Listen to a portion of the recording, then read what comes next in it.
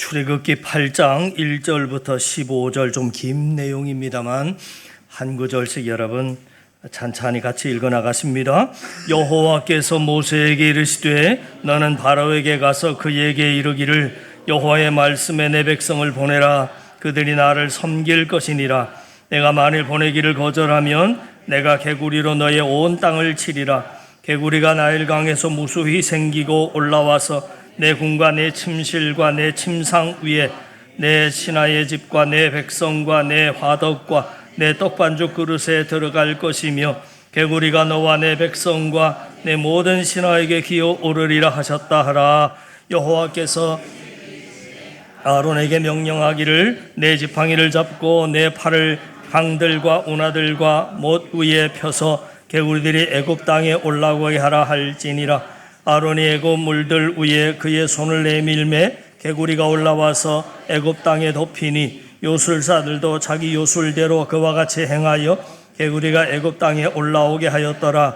바로가 모세와 아론을 불러 이르되 여호와께 구하여 나와 내 백성에게서 개구리를 떠나게 하라. 내가 이 백성을 보내리니 그들이 여호와께 제사를 드릴 것이니라. 모세가 바로에게 이르되 내가 왕과 왕의 신하와 왕의 백성을 위하여 이 개구리를 왕과 왕궁에서 끊어 나일강에만 있도록 언제 간구하는 것이 좋을는지 내게 분부하소서. 그가 이르되 내일이니라. 모세가 이르되 왕의 말씀대로 하여 왕에게 우리 하나님 여호와와 같은 이가 없는 줄을 알게 하리니 개구리가 왕의 왕궁과 왕의 신하와 왕의 백성을 떠나서 나일강에만 있으리이다 하고 모세와 아론이 바로를 떠나 나가서 바로에게 내리신 개구리에 대하여 모세가 여호와께 간구하매 여호와께서 모세의 말대로 하시니 개구리가 집과 마당과 밭에서부터 나와서 죽은지라. 사람들이 모아 무더기로 쌓으니 땅에서 악취가 나더라. 그러나 바로가 숨을 쉴 수 있게 됨을 보았을 때에 그의 마음을 완강하게 하여 그들의 말을 듣지 아니하였으니 여호와께서 말씀하신 것과 같더라. 아멘. 우리 앞뒤 옆 사람 살피시면서 인사 나눕니다. 맞습니다. 하나님께서 애굽에 있는 이스라엘 백성을 출애굽시키기 위하여 모세와 아론을 애굽 왕의 바로에게 보냈습니다. 모세가 하나님의 뜻을 전했음에도 불구하고 바로 왕이 순종하지 않자 하나님께서는 재앙을 내리시기 시작합니다. 그 첫 번째 재앙이 나일강이 피로 변하는 재앙이었습니다. 그리고 두 번째 재앙이 오늘 본문에 나오는 개구리 재앙입니다. 강과 연못에 살던 개구리들이 전부 애굽 시내와 주택가로 올라와서 모든 애굽의 사람에게 기어오르는 아주 끔찍한 그런 재앙입니다. 오늘은 개구리 재앙을 통해서 주시는 하나님의 메시지들을 함께 살펴보도록 하겠습니다. 첫 번째 살펴볼 것이 뭐냐면 왜 하필이면 개구리였을까 하는 것입니다. 하나님께서 애굽에 내리신 10가지 재앙은 전부 애굽의 사람들이 섬기던 우상과 관련이 있는데 애굽은 다산의 신을 섬겼지 않습니까? 그것이 바로 개구리입니다. 잘 아시는 바대로 개구리가 알을 많이 낳기 때문에 그 개구리를 섬기면 다산의 복을 누릴 수 있다라고 믿고 있었던 것입니다. 이런 모습을 보면 우리 인간이 얼마나 어리석고 또 영적으로 무지한 존재인지를 알 수 있습니다. 하나님께서 애굽 사람이 개구리를 신으로 섬기고 있다 하는 사실을 아셨고 그래서 그들이 신으로 섬기는 개구리를 이용해서 재앙을 내리신 것입니다. 개구리가 애굽에 해를 끼치게 함으로 개구리가 애굽 사람을 도울 수 있는 신이 아니라고 하는 것을 먼저는 깨닫게 하셨고 또 개구리도 하나님의 말씀에 따라 움직이는 모습을 보면서 개구리는 하나님이 만드시고 주관하시는 피조물일 뿐이며 그 모든 것을 주관하시는 분은 여호와 하나님이시라고 하는 것을 알리고자 하셨던 것입니다. 중요한 것은 이것입니다.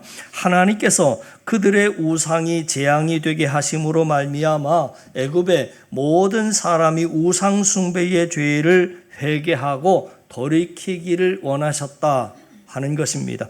오늘날도 여러분 마찬가지입니다. 하나님께서는 우리의 우상을 통해서 우리를 징계하실 때가 참 많습니다. 우상은 내가 하나님보다 더 사랑하는 것이 우상이고 내가 하나님보다 더 의지하는 것이 우상입니다. 그래서 사람마다 우상이 다를 수 있습니다. 그러나 대개는 비슷합니다. 이 땅에 있는 우상 중에서 시대를 초월하고 지역을 초월해서 인간이 섬기는 가장 대표적인 우상을 꼽으라고 한다면 그것은 바로 물질이라고 하는 우상입니다.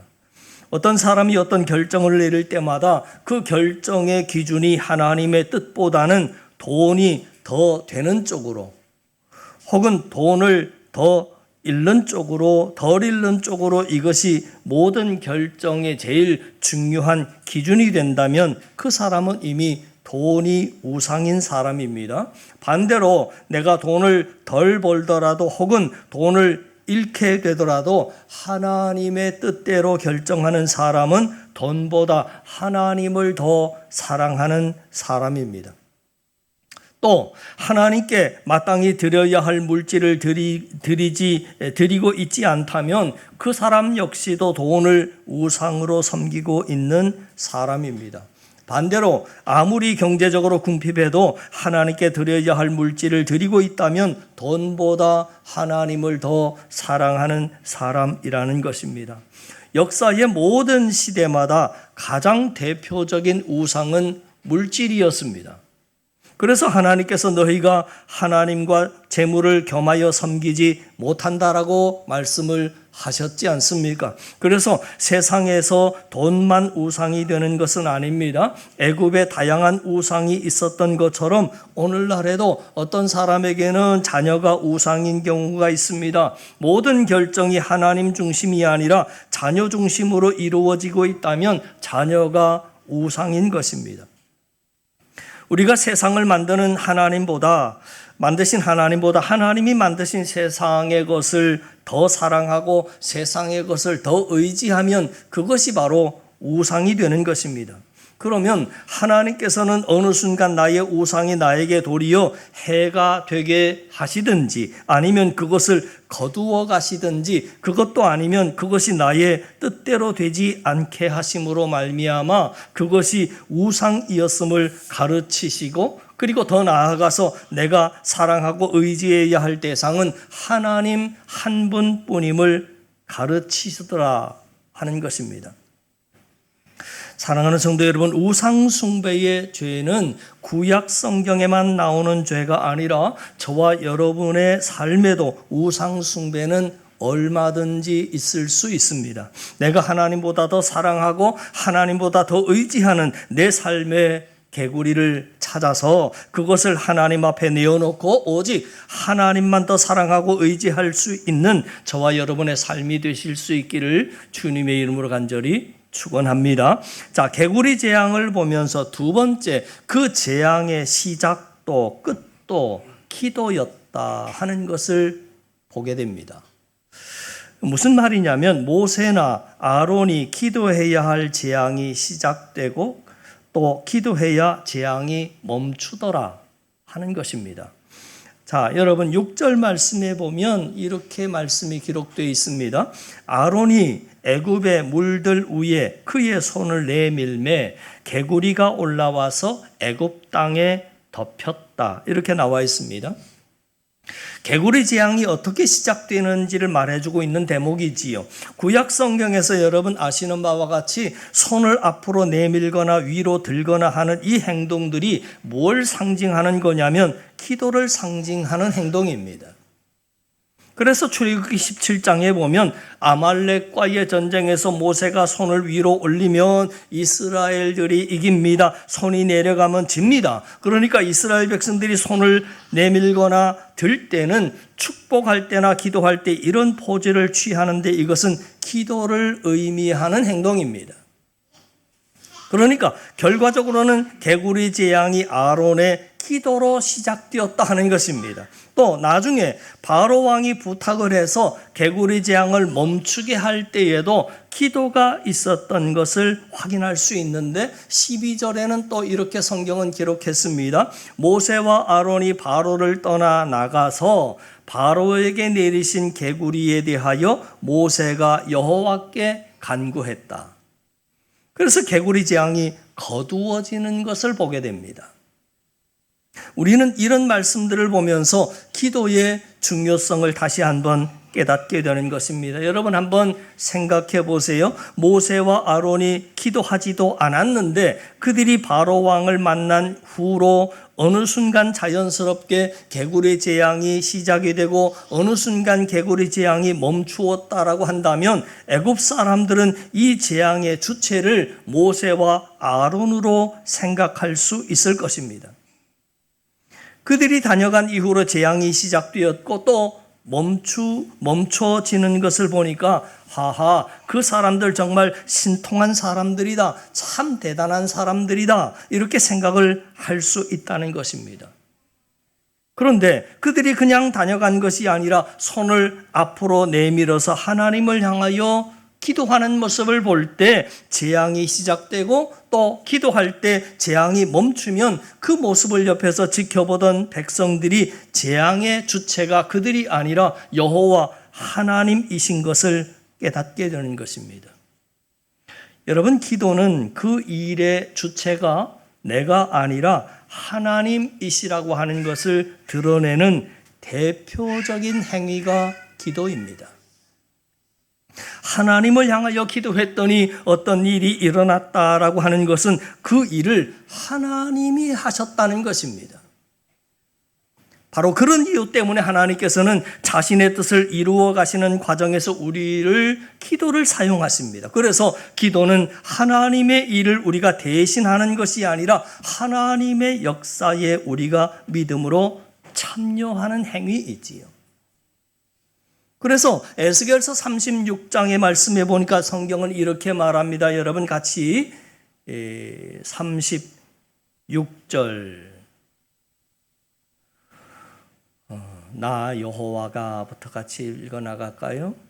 두 번째 줄에 있네요. 시작. 나 여호와가 말하였으니 이루리라. 주 여호와께서 이같이 말씀하시느니라. 그래도 이스라엘 족속이 이같이 자기들에게 이루어 주기를 내게 구하여야 할지니라. 이렇게 말씀하고 있습니다. 하나님이 기도를 통해서 역사하시기 때문에 우리가 아무리 바빠도 힘들더라도 기도만큼은 놓치지 않아야 함을 성경은 말해주고 있는 겁니다. 애굽에 갇혀있던 이스라엘 백성이 해방되는데 결정적인 역할을 했던 것이 10가지 재앙이었습니다. 그러면 10가지 재앙 가운데는 모세가 하나님께 간구함으로 시작되거나 또 멈추는 사건들이 반복을 해서 나타납니다. 이것은 하나님의 역사가 기도와 깊이 연결되어 있음을 보여주는 대목이지요.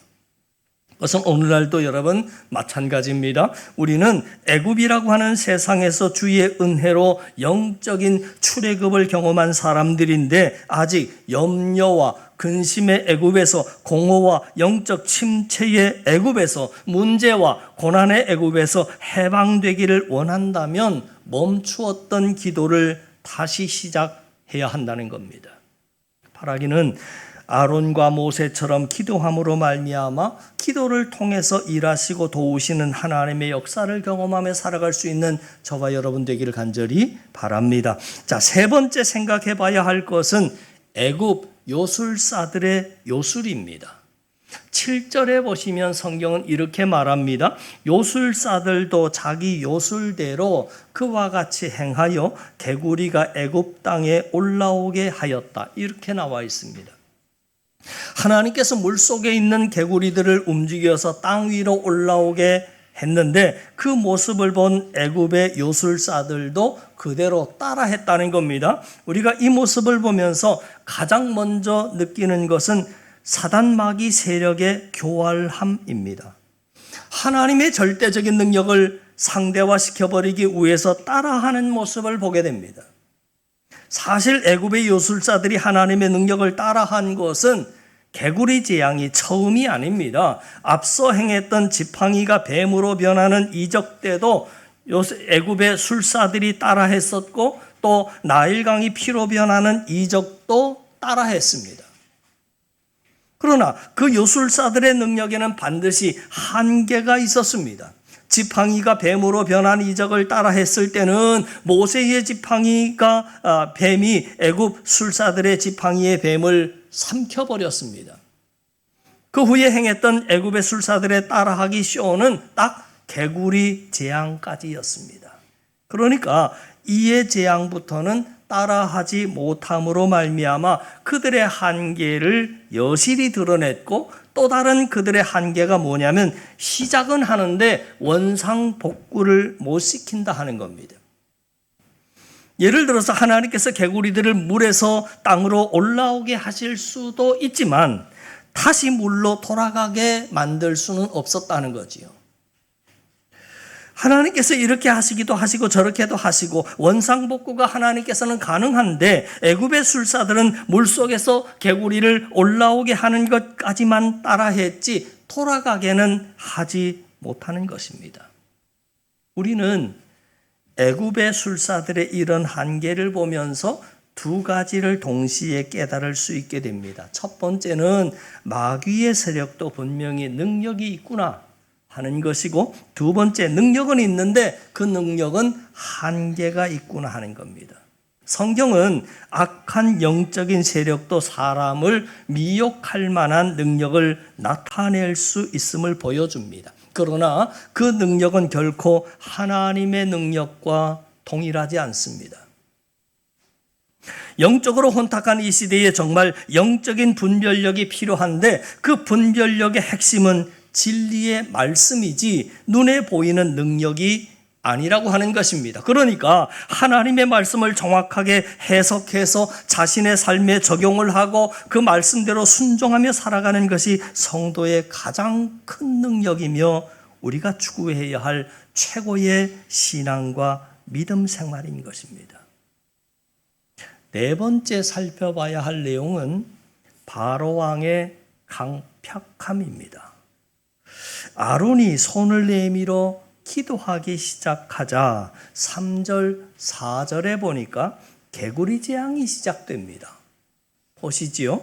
같이 읽어나가십니다. 개구리가 시작. 개구리가 나일강에서 무수히 생기고 올라와서 내 궁과 내 침실과 내 침상 위와 내 신하의 집과 내 백성과 내 화덕과 내 떡반죽 그릇에 들어갈 것이며, 개구리가 너와 내 백성과 내 모든 신하에게 기어오르리라 하셨다 하라. 이게 참 여러분 남 이야기니까 여러분은 놀라지 않고 넘어가지만, 우리가 다니는 온 길거리에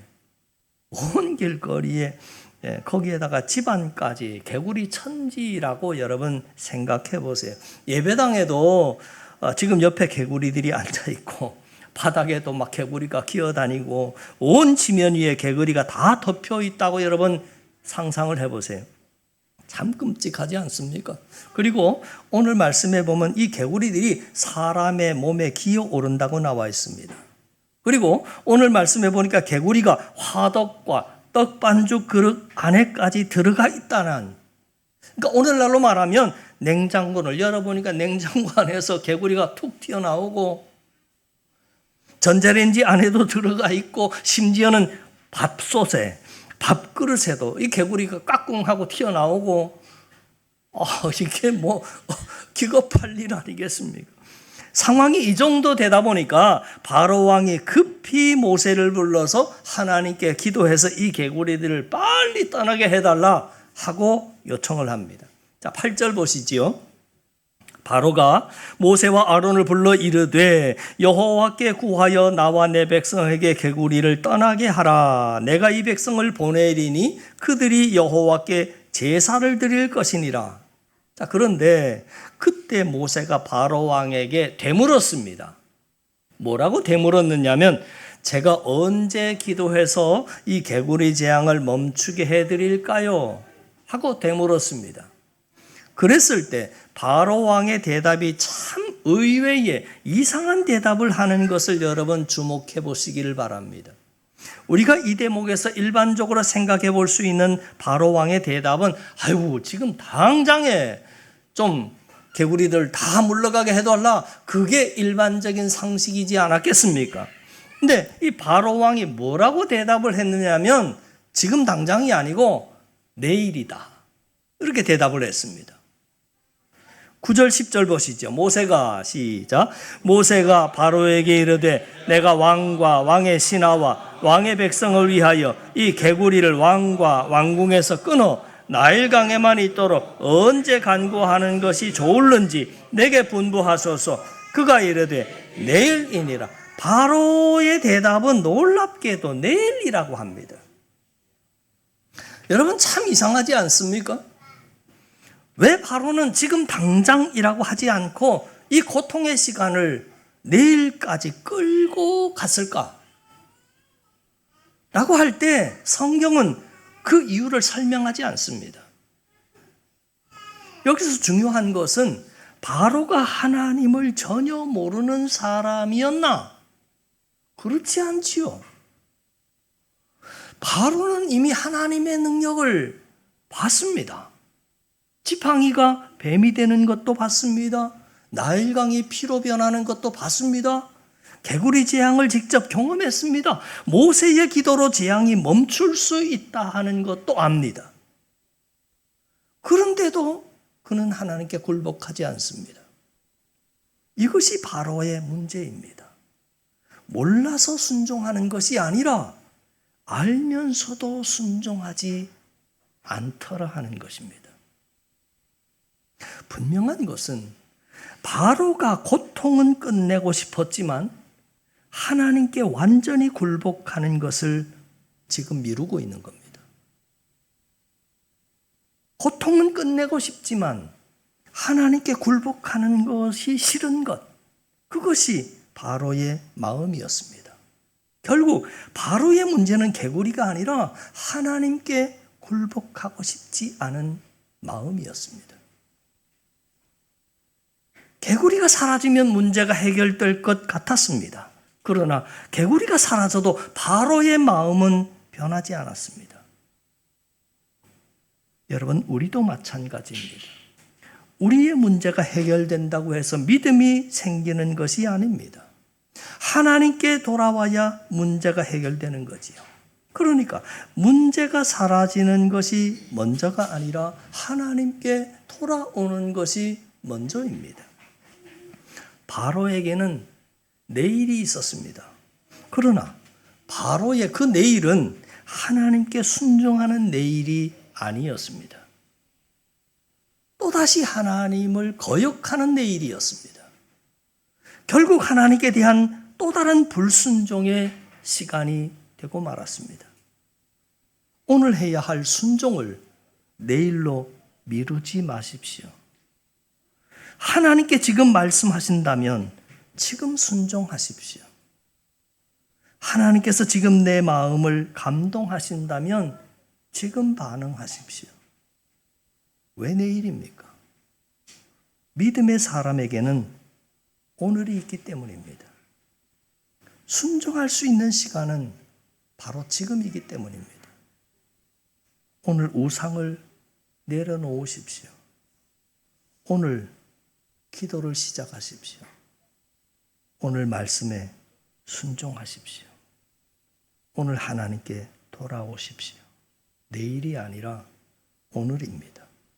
나중이 아니라 지금입니다.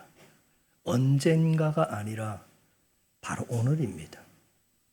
우리는 상황이 되고 길이 열려서 그래서 순종하는 자들 아닙니다.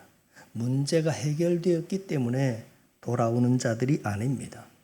상황과 형편이 어렵더라도 하나님의 말씀과 감동이 있을 때 즉각적으로 순종하면 없던 길도 생기고 막혔던 길도 열리게 되는 것입니다. 하나님께서 주시는 성령의 감동이 내 마음을 칠 때마다 본문의 바로 왕처럼 자꾸 내일로 미루지 마시고 즉각적으로 순종하셔서 삶 속에 풍성한 기적과 간증이 넘쳐나는 그런 삶을 살아가는 저와 여러분 되기를 간절히 바랍니다.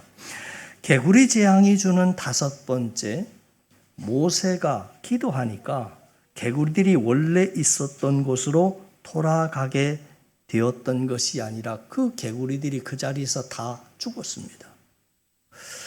그래서 거기에서 썩으면서 악취를 풍겼다 그랬는데 그 대목을 한번 보시죠. 12절, 13절, 14절입니다. 모세와 시작. 모세와 아론이 바로를 떠나 나가서 바로에게 내리신 개구리에 대하여 모세가 여호와께 간구하며 여호와께서 모세의 말대로 하시니 개구리가 집과 마당과 밭에서부터 나와서 죽은지라 사람들이 모아 무더기로 쌓으니 땅에서 악취가 나더라 이렇게 나와 있습니다. 그러면 여러분 생각에 하나님께서는 개구리를 그냥 원래 있던 것으로 돌아가게 하셔도 될 법한데 왜 땅 위에서 개구리들이 다 죽게 해서 그 개구리 때문에 악취가 풍기도록 하셨을까? 라고 할 때 그렇게 하신 이유가 있습니다. 그렇게 힘없이 죽고 썩어서 악취를 풍기는 개구리들의 최후를 오감을 느끼면서 우상의 실체가 이런 것이라고 하는 것을 직접 보게 하셨죠. 누가복음 8장에 보시면 여러분 아시는 바와 같이 거라사 지방에 귀신 들린 자 사건이 나오는데 예수님께서 군대 귀신 들린 자에게 귀신을 내쫓습니다. 그런데 문제는 군대 귀신이 떠나가면서 그냥 떠나가지 않고 저 돼지떼 속에 들어가게 해 주십시오 하니까 예수님께서 그걸 허락해 주십니다. 그래서 군대 귀신이 돼지떼 속으로 들어가자 돼지떼들이 바다에 빠져서 몰사합니다. 이 사건을 보고 그 마을의 사람들은 한 영혼이 자유를 얻고 구원받는 것보다 돼지떼들이 죽은 것이 너무 아까워서 예수님께 이 지방을 떠나달라 하고 요청하는 대목이지요. 근데 우리는 그때 예수님의 마음을 읽어야 합니다. 예수님 왜 그러셨을까? 무슨 마음을 먹고 그러셨을까? 예수님은 돼지떼 수천 마리하고 한 영혼을 아낌없이 바꾸셨습니다. 그 말은 무슨 말이냐면 돼지떼 수천 마리를 죽여서라도 한 영혼을 자유케 하고 한 영혼을 구원시킬 수 있다면 하나님께서는 아낌없이 그렇게 하신다는 겁니다. 예수님 말씀처럼 너희가 참새보다 귀하지 아니하냐? 그 말은 이 땅의 모든 피조물보다 사람이 가장 귀하다는 겁니다. 그 한 영혼이 회개하고 하나님 앞에만 돌아올 수 있다면 하나님께서는 돼지떼 수천 마리도 개구리 수십억 마리도 아끼지 않으신다는 것입니다. 하나님께서 천하보다 한 영혼의 구원을 귀하게 여기십니다. 애굽 사람들의 회개와 구원을 위해서 수많은 개구리 떼를 아끼지 않으셨던 그 하나님, 독생자도 아끼지 않고 우리를 위해 피 흘려 죽으셨습니다. 아낌없이 내어주셨던 예수 그리스도의 그 보혈의 피 때문에 우리가 살아가는 인생들 아닙니까? 저와 여러분을 위해서 독생자 예수님도 아끼지 아니하셨던 그 놀라운 사랑과 마음을 우리가 기억하면서 우리 역시도 이제는 하나님을 더 많이 사랑하고 영혼 구원사에게 더욱더 귀하게 쓰임받는 우리 한사랑의 성도들 다 되실 수 있기를 주님의 이름으로 간절히 축원합니다. 기도드립니다. 하나님 아버지, 바로왕처럼 고통은 끝나기를 원하면서도 하나님께 완전히 굴복하기를 미루었던 우리의 모습을 봅니다. 하나님보다 더 사랑했던 것이 있었고 하나님보다 더 의지했던 것이 있었고 하나님께서 말씀하셨음에도 내일 하겠습니다 하고 미루었던 우리의 완고함이 있었음을 고백합니다. 우리 안에 있는 우상을 깨닫게 하여 주옵소서. 물질이 하나님보다 앞서지 않게 하시고 자녀와 세상의 성공과 사람의 인정이 하나님보다 귀한 자리를 차지하지 않게 하옵소서. 우리의 마음을 다시 돌이켜 주시고 오직 하나님만 사랑하고 의지하는 자들 되게 하옵소서. 회개해야 할 것이 있다면 오늘 회개하게 하시고, 용서해야 할 사람이 있다면 오늘 용서하게 하시고, 기도해야 한다면 오늘 기도의 자리로 나아가게 주님 도우시옵소서. 순종해야 할 말씀이 있다면 오늘 순종하는 자들 되게 하실 줄을 믿사옵고 예수님 이름으로 기도하옵나이다. 아멘. 아멘.